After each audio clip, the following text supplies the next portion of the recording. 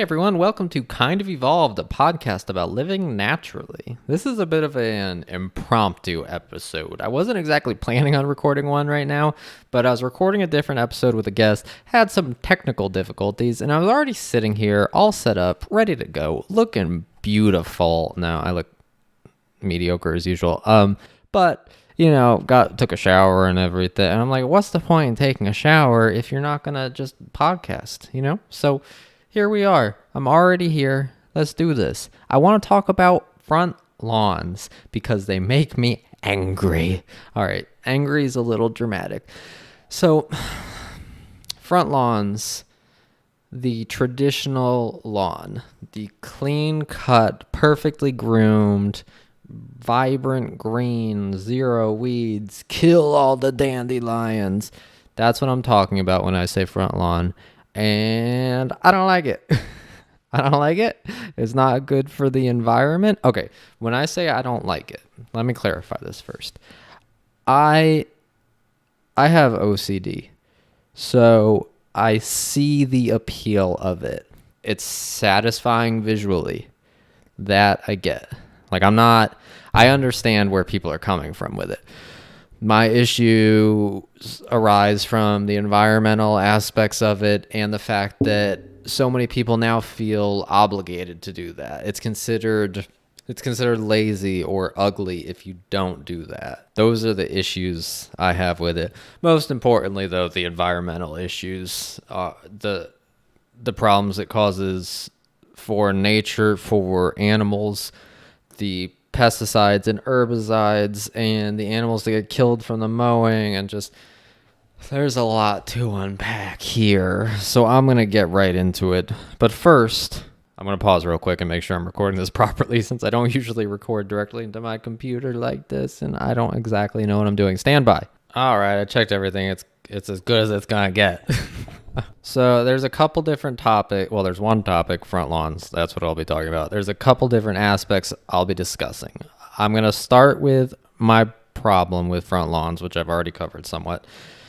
Let's start with the negativity, and let's end with the positivity, which is the ways you can go about doing things differently, the ways you can make it more eco-friendly, everything from little tweaks you can make to big things you can do and completely change things up, depending on how on board you are with this with me and how much free time you have, because some stuff's going to be quick and easy, other stuff's quite labor intensive. So I'm going to give you a whole range of things that you can do, from small to grand, ways that we can improve this, what I consider, when I really think about it, bizarre thing that we do. The problems with front lawns. Let's start with the environmental. Well, actually, all right. Let's actually start with the human aspect of it. The fact that I just think it's a waste of time. So we spend all of this time on doing something, mowing lawns. Some of us even going farther, fertilizing, pesticides, pulling weeds, all of this. We spend all of this time on this thing that some of us love to do it. I mean, I'm not going to deny that. There's some people that just love it. But many of us just feel like we either don't think about it and we just do it because it's what our parents did and it's what our grandparents did. It's what society says we're supposed to do. So some of us are like that, where we're just doing something just because it's what has always been done, and it drives me crazy when we do that, especially when it's something that's bad for the environment. So there's that. It's a very labor-intensive thing. A couple years ago, I was probably outside every 2 weeks for maybe, on a riding mower, maybe like 6 hours, 4 to 6 hours. We have a lot of property here. We were mowing everything, and I just think if I could have that time back, that would be so nice. First, it's pointless. Second, it just grows back, and then you just do it again. It's weird. I mean, that's also how haircuts work, but haircuts make more sense to me, so whatever. The majority of us don't truly enjoy it, and we just do it because it's the way things have always been done. So That right there. If you don't, well, even if you do enjoy it, I feel like we can work on some more eco-friendly versions of it. But especially if you don't enjoy it, just stop doing it. You don't have to. I know it feels like you have to because that's what everyone else does. And there's this association with a less groomed lawn that either you're messy or you're sloppy or you don't care about how you look. But that's why I think we need to change the perception of these things, because that doesn't need to be the case. I think all of our time is very valuable. We are here for a set amount of time on Earth, and I don't think we should be wasting it doing stuff that we don't enjoy or stuff that's extremely productive and important. So that's the human aspect of it. There's just so much effort, energy, money that goes into this, and it doesn't have to. Now, if we get onto the environmental aspect, and this is the main thing that I want to talk about, this is where we get into multiple aspects of this. So I'm going to talk about, well, let's just jump right in. Let's start with the actual mowing of the lawn, the thing that almost all of us do, because there is the fertilizing and all of that, but not everyone does that. So the mowing of the lawn, first, you're running, for most people, a machine that operates on gas, and that's bad, of course. I mean, cars are bad too, but it actually turns out that lawn mowers, both push mowers and riding mowers, from what I remember, it's actually the equivalent of like 10 to 20 cars running at once. Even though it's a smaller engine and it's a lower powered engine, it's actually worse than like multiple SUVs running at the same time, which is just, it was crazy the first time I heard that. I was very surprised to hear that. And I'm not talking about like a big riding mower, a big zero turn mower.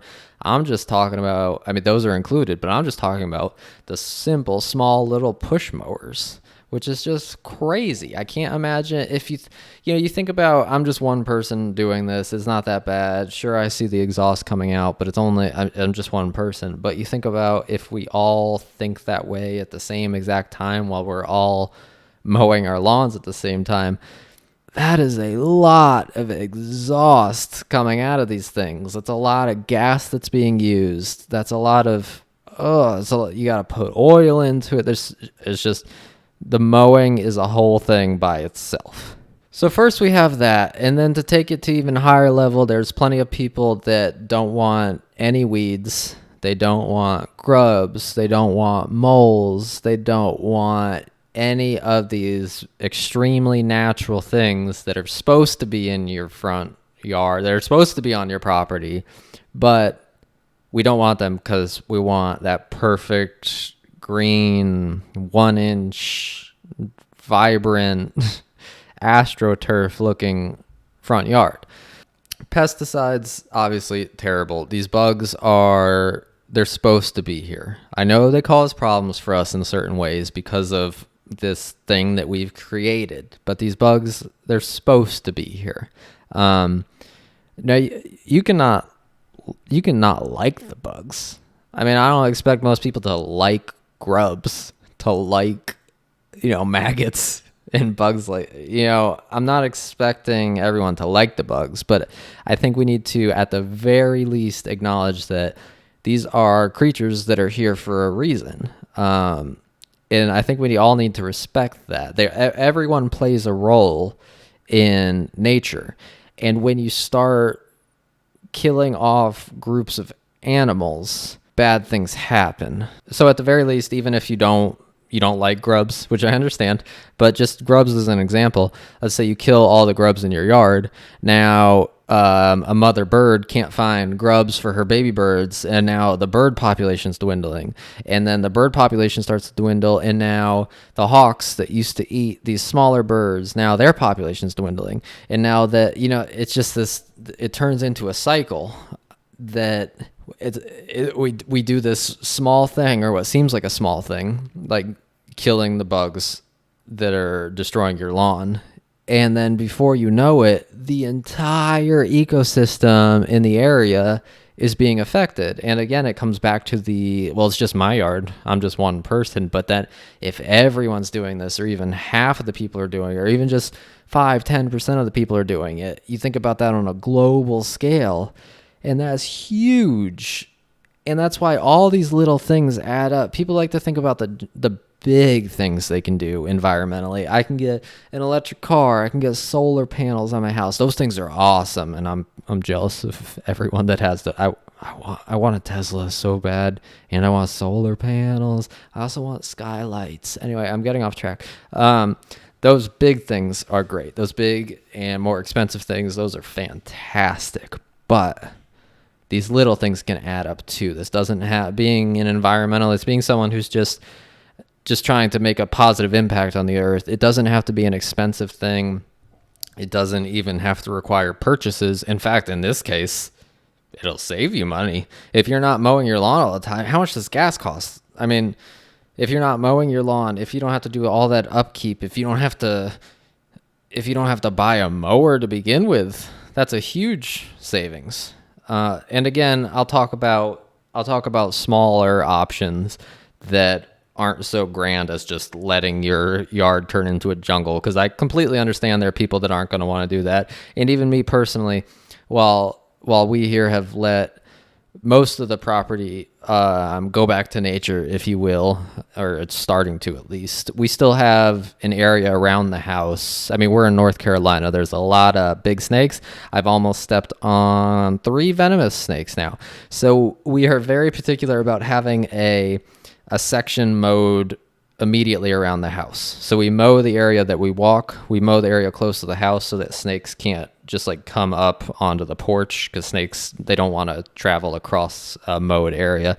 And yeah, I'd really rather not step on a venomous snake. I'm sure both I and the venomous snake would agree that that's not a good time for either of us. So we do mow an area. So like I said, there are different levels of doing this.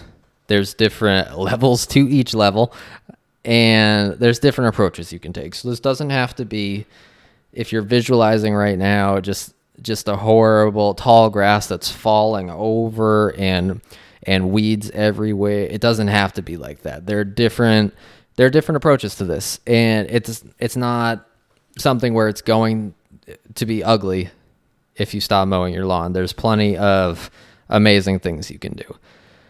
So I'll get into that soon. But to finish with my complaining about front lawns, we've got the gas, we've got pesticides. Herbicides are the same thing. These plants, these weeds, dandelions, all of the crabgrass, these are all plants that are supposed to be here. And you know how I know that? Because if they weren't supposed to be here, they wouldn't be here, because nature doesn't make mistakes. Nature does make mistakes, and then nature corrects itself by whatever mistake it makes. Whether it's an animal or a plant, it just doesn't survive. So all plants, all animals that are here now, they're supposed to be here. So when we wipe out dandelions, for example, dandelions, I know that bees love dandelions. We have a dwindling bee population right now. That has to do with pesticides and all sorts of stuff too. But I wouldn't be surprised if doing something like using herbicides on your lawn and there being a lower dandelion population and other wild flowers is causing that decline too. And then when the bees start to go away, then we have trouble growing fruits and vegetables that need these pollinators. And then look, we're in a huge mess again. So yet again, small things turn into huge things, which turn into big problems for us all. Another environmental aspect of mowing is the animals that you're killing each time you mow. Frogs. I mean, this year I was mowing the path around the house that we do, and I hit a snake and killed him, and I will forever remember that. I feel horrible. These are the things that happen when we mow. And again, that's a tough situation. That's exactly the reason we need to mow right around the house, because snakes come right up to the house and they come near the dogs and they come near us. And that's one of those tough situations, and that's why we keep the most minimal mowing area we can, and we only do it because these other things happen if we don't. But the rest of our yard, the places that we don't need short grass, we do not touch anymore. We let them go back to nature. And you know what?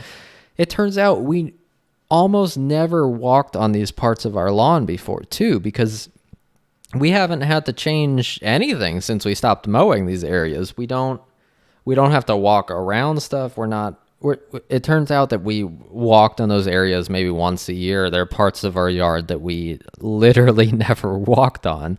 So yeah, lots of collateral damage, unfortunately, when we mow. So the least amount of mowing we can do, the better. You know, one other thing I want to mention too is lawns are just, right from the start, they're not natural, because all lawns, at least in most parts of the world, other than parts where there's like grass prairies and stuff like that, but lawns for the most part used to be a gorgeous forest. So right from the start, we've taken something natural and beautiful, we've cut down all the trees, we've graded the land, we then put a house on it, and then we replace it with non-native plants that we have to, a lot of the time, especially for the more groomed lawns, we have to struggle to keep alive because they're not supposed to live there. Another aspect of a more manicured lawn would be water consumption. I think it was a couple of years ago now, I remember hearing about in California, they said people need to stop watering their lawns because there was such a drought. We use so much water to keep plants alive that we're not even eating. It'd be one thing if these were fruits and vegetables that we're then going to feed our families, but this is an ornamental grass that, again, is not even native to most areas, and it's using up so much water that it starts to cause problems. All right, so I know I said this was an impromptu podcast episode. The topic was not impromptu, just recording it right now. So I'm currently, if you're watching this on YouTube, you'll see that I'm staring off into the distance like a weirdo. I'm currently looking at something I typed up a few months ago, actually. I've been wanting to talk about this for a while. It's something I spend way too much time thinking about. Front lawns really, I keep saying front lawns. I need to just say lawns, but I think of the front lawn in like a subdivision. Front lawns, they really drive me crazy. I spend way too much time thinking about them. I just think it's a good example, a good well-rounded example of the sort of thing I want to talk about on this podcast. But so I'm looking at everything I typed up a while ago and what I wanted to talk about. And so I do already have the examples typed up of different things you can do to be more eco-friendly with your lawn. So I already talked about what we're doing, where we're doing the minimal amount of mowing just for safety reasons, and then the rest we've let nature start to reclaim, and it's fantastic. We're at about the year mark now. It's been about a year. We started avoiding mowing certain areas about 2 years ago, and now we really let a lot go back to nature this past year, and it's been so cool to see what happens. We're definitely seeing more bugs, more bees. There've been these weird little wildflowers that are popping up that the bees seem to love. Actually, one day I walked outside and I was just looking at my phone while I was walking, and I just started hearing like this humming noise, and I was confused. It's one of those things where you're super focused on what you're doing. So I'm looking at my phone, reading something, and I stopped and I looked up, and I was like, it was a weird faint sound. So I was like, is this coming from my phone? What is this coming from? Is there like a car in the distance making a weird noise, or a plane? And so I started looking around. I ended up turning around, seeing like 15 feet away, there was this bizarre looking wildflower. It was almost like a bush, like a thin bush that had grown with all these white flowers on them in our unmowed area. And I walked over to it, and the noise got louder and louder and louder. And as I got closer, I realized it was just completely covered in bees and other bugs that they might have been bees too. I don't know. They kind of looked like bees, big bees and small bees. That's what we're going to call. We're going to get super scientific. We got the big bees, we got the small bees, and we got the bees in between.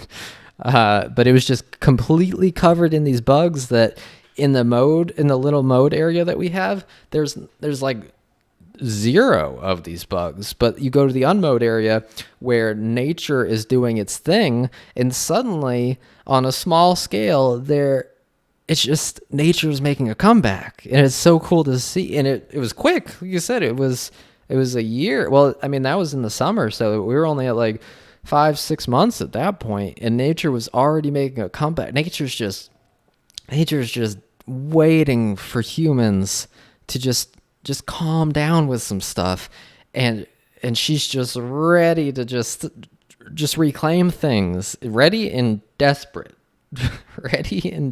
to reclaim things. So it was very cool to see.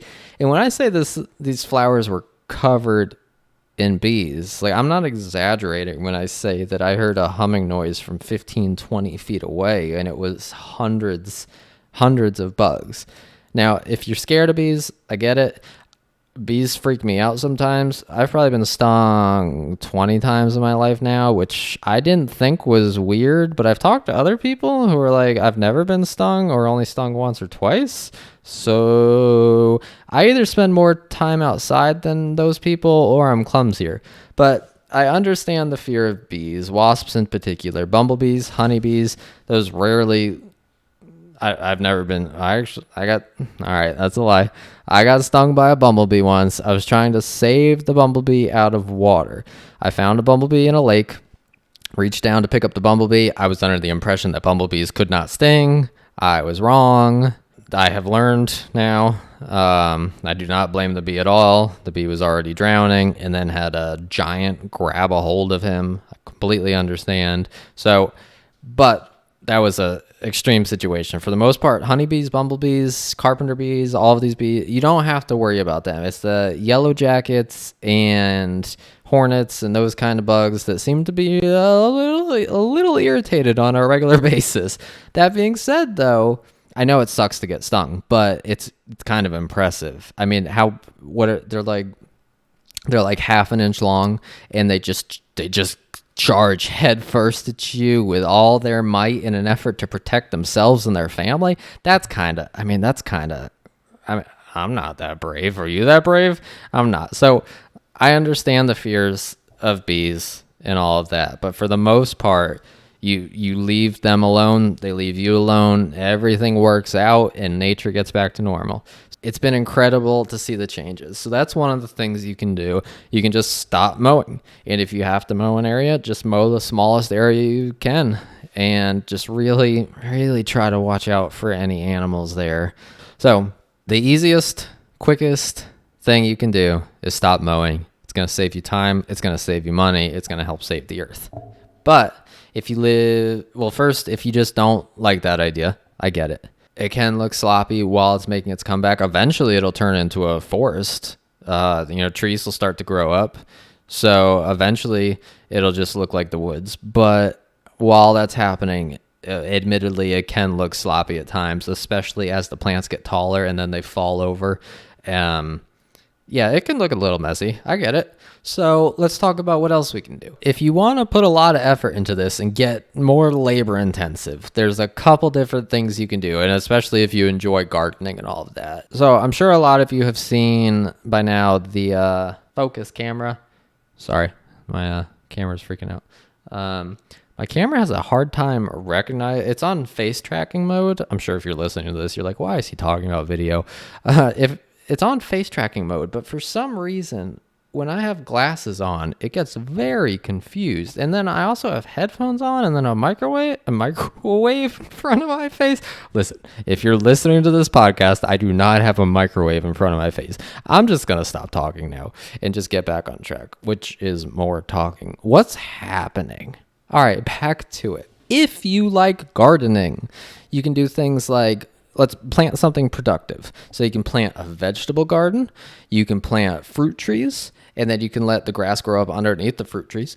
You probably can't do your whole lawn like that unless you have a tiny front lawn, but it's such a cool thing to grow your own food. It's something that I've loved doing in the past. I'm so busy now, I don't really have time for it. In the future, I'd love to get back to it, though. There's nothing better than a homegrown tomato. Why do they taste so much better than the ones from the store? What is happening? And again, you probably can't cover your whole yard with that. So you could do a mix of that and a mix of not mowing and then mowing specific areas.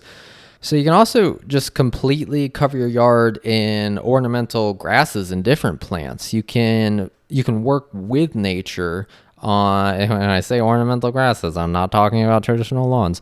You can work with nature, find out what plants are native to your area, which plants can benefit the birds and the bees and not that kind of birds and bees, the birds and the bees and snakes and turtles and frogs. And you can plant something that works with nature if you are someone who does enjoy working on a lawn. So this way, you get to keep your hobby. You get to do what you have fun doing. And I love that people love working with plants. I think it's fantastic. It's a great way to connect with nature. Get outside. Love it when people get outside more. It's so good for your mental health. If time is not something that bothers you when it comes to working on your lawn, and in fact you enjoy working on it, that's a perfect solution. You can mix everything. Do a vegetable garden here. Do some natural gardening here, plant some fruit trees here, and then let this other section grow up. I don't know, just an idea, a little mix of everything. And then, yeah, pretty much along those lines too, basically what I was just saying is start a garden for wildlife. Bugs are disappearing like crazy, and part of the reason is all the toxic stuff people are spraying on their lawns. So why not take charge and do the opposite of that? Not only will you not spray stuff, but you can plant plants that these animals and these bugs, and bugs are an animal, but I feel like when I say animals, people don't think about bugs. They usually don't. So sometimes I feel the need to separate the two.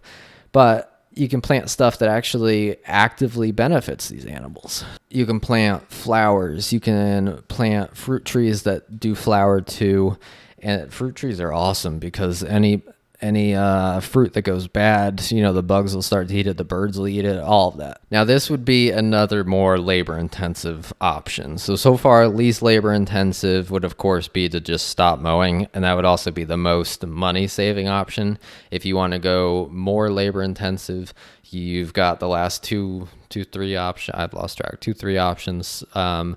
The garden for wildlife, the vegetable garden, and then some sort of natural, basically mix of the two. I don't know if you've seen these amazing things that people do with their lawn when they try to plant more native plants, and it's still got that fancy look and that landscaped look, but it's working with nature. And it's avoiding all of these things I've talked about, the mowing, the pesticides, the herbicides. You get this really cool blend. Some of these look incredibly fancy. Like if you want to put time into this, or you want to hire someone to put time into this, you can get something that looks fancy, but is also eco-friendly at the same time. And that's awesome. So there are multiple options. The other option I've heard some people talk about is replacing. Now this is if you need a shorter lawn. Now, I completely understand. I should have mentioned this earlier in the podcast. I completely understand that there are some people that do need a lawn. So if you have an area for your dogs, we have an area for our dogs. It's a fenced-in area. We do mow that area for them. Now, if you have kids too, I understand, of course, if you need a mowed area for your kids to play. An awesome option if you need something short, basically the equivalent of mowed, is you can plant clover seeds. I have not researched this too much, but I made a TikTok about front lawns a couple months ago, and someone mentioned this and said it was something they were trying to do in their lawn. And I think it's so cool. I've looked up pictures of it. It looks fantastic. It's incredible because it's basically you get the even green that people like, and sure, if you leave it alone, I'm sure some weeds will pop up between it, but for the most part, you get that uniform even green. You get that it only stays 4 inches tall. I'm not sure how it works. I think some of them they recommend that you mow like once or twice a year because they'll start to get tall, but some of them just stay short all the time. So it's like a grass lawn that you just never have to mow.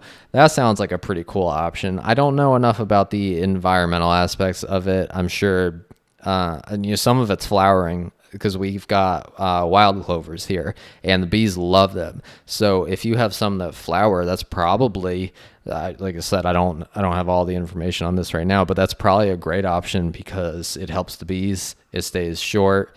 It just sounds like a cool option. It's something I'm definitely going to look into at some point. I mean, I'm pretty content with what we're doing right now with just a minimally mowed area and most unmowed. But in that minimally mowed area, I would love it if I could replace that with clovers. So I will look at that at some point. I don't know if you have to somehow dig up or kill off all the grass. That could be problematic in its own way. So it's definitely something to look into. Obviously this isn't a step-by-step guide for how to do this. I'm just trying to plant seeds, and no pun intended, in your brain for different options, because this is stuff that my goal with this podcast is to get people thinking about stuff that you just don't think about. Most people once a month, once every 2 weeks, you go out, you do the lawn thing, you mow, you water. If you do that, fertilize, maybe. It's just these automatic things that are just in us now. And my goal is to get people thinking about this stuff. So I hope that the talking about these different options can just plant the seed in your brain, and you can figure out what to do with it. Whether you are going to take a step now, take a step later, do something grand, do something small, I hope that you will consider not doing what most people do, because it's not great for the environment. I'm always interested in figuring out how these things start, because there's so many things that don't seem weird. Like front lawns don't seem weird to people because it's something that everyone does, and we've all done it for as long as we can remember. Like I said, our parents, grandparents, we do it. Like it's just what society does. I'm always super fascinated, and this is probably kind of dorky, but I'm always super fascinated to figure out how these things came to be originally. So I just Googled who invented lawns, and I know that's a weird sentence because it's a plant. No one invented the plant, but who invented the concept of this? Just came across this website called Planet Wild. It says, Planet Wild, bring back habitat. I already like it. That sounds like my kind of website. So there's this article on there from January 24th, 2019. Who invented the lawn? I am just going to go ahead and read straight from this website. Who invented the lawn? The lawn has invaded the suburban native habitat of the U.S. and is not an American-made product. The concept of the lawn started in medieval France and Britain. This is the best part. A lot of things that we do made sense originally, and then they just stop making sense over time, but we don't stop doing them.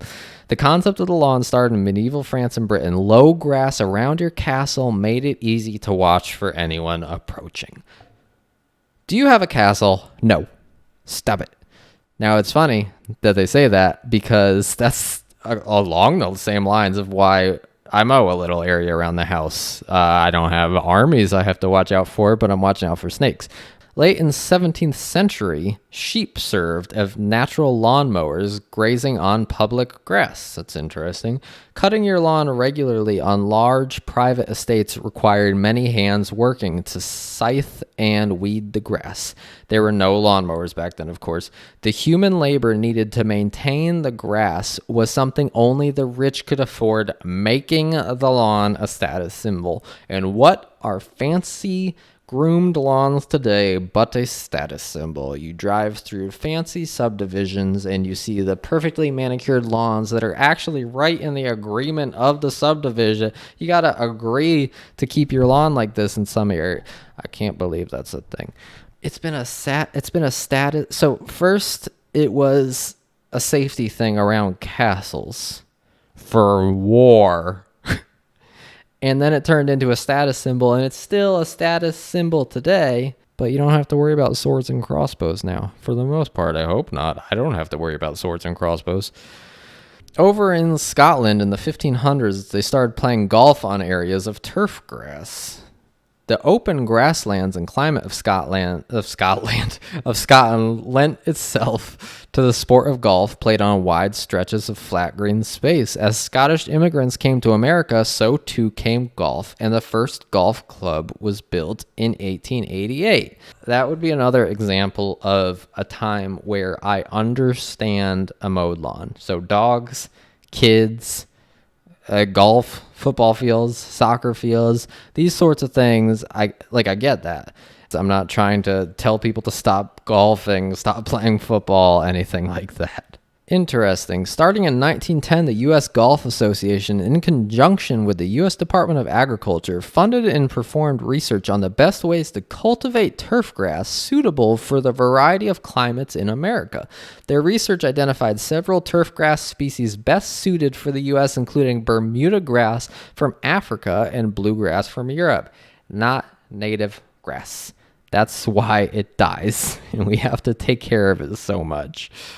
Now that there were grass blends available, there was still the issue of constantly cutting the grass, providing enough water, preventing pests and diseases, and always keeping the grass looking green. Speaking of grass looking green, have you seen that some people are spray painting their grass? All right, it's not literally spray painting, but there are these companies that can come out and just spray, dye, or paint, or whatever it is, all over your lawn to make it more green. Especially with these fancier grass types that they use, where in the winter it starts to turn brown. What is happening? We're painting our lawns. Come on, people. All right, always keeping the grass looking green. Not to worry, as the push mower had been invented in 1870. The lawn sprinkler was first patented in 1871. An arsenal of pesticides and herbicides were manufactured widely during the 40s, and nitrogen fertilizer was mass-produced in post-war U.S. in nitrate factories once used to make bombs for World War II. You're spreading bombs on your lawn, people. I think that's what I read. No, that's not what it said. But, I mean, you might as well be. So that is from plantwild.com. I wasn't planning on reading directly from a website or giving a shout out to a website, but I'm looking at this now and I'm seeing some awesome stuff on this website. I certainly haven't fact checked everything, but everything I've read that I've heard before sounds accurate. So check them out if you're interested. I don't know what I think I said Plant Wild before. It's planitwild.com. One other thing I did not mention yet is raking leaves. That is a huge problem. Lots of bugs and animals, turtles, frogs, it's where they either hibernate or they burrow on the coldest days. I just saw a wildlife rescue and rehab place post about it on Instagram. It's actually a place called Wildlife in Crisis. It's in Connecticut. I actually volunteered with them for a short period of time, but they were posting about how basically just asking people to stop raking leaves because it ends up causing so many problems for the wildlife in the area. And then once again, you add gas-powered machines like certain leaf blowers, and it's just every single aspect of the lawn. It's just not good. That's why I told you before, this is something I get passionate about and I think about too much. It's because of all of these aspects. So we talked about the problems. We talked about some solutions. I'm sure there's plenty of other solutions I haven't even talked about. We talked about mowing small areas. And something else you can do with the mowing small areas, even better, you can get if it's a really small area, get a battery or electric push mower, and then you don't even have those fumes. That's fantastic. Like I said, every little thing really does add up. So I get excited about all these little tweaks we can make. We're capable of doing so much better, and I really do have faith in us that we can do better. So I'm excited that there are so many different options in this case when it comes to lawns. There's so many different things we can do. We can do small things, we can do big things, we can make little tweaks. It's like a puzzle. You can figure out how to put together this puzzle, put different pieces together, and figure out the best option for you. Now, that's not how puzzles work. There's only one way to put a puzzle together, but you know what I mean. You can mix and match stuff. Again, not how puzzles work. That was a terrible example. That's all I got for you today. I think I covered everything. I feel like I've been rambling for a while. If you made it this far, wow. I'm impressed. I don't even like listening to myself talk for this long. I hope you got useful information out of this. I would love to know what you think. If you are watching this on YouTube, I'd be thrilled if you comment and say what you've done or your thoughts on what I said or what you plan to do or any other ideas. But yeah, let's share information with each other. Let's get word out there about all the different options there are. Let's work together and let's keep making the world a better place. I appreciate you all joining me. This has been Kind of Evolved, a podcast about living naturally.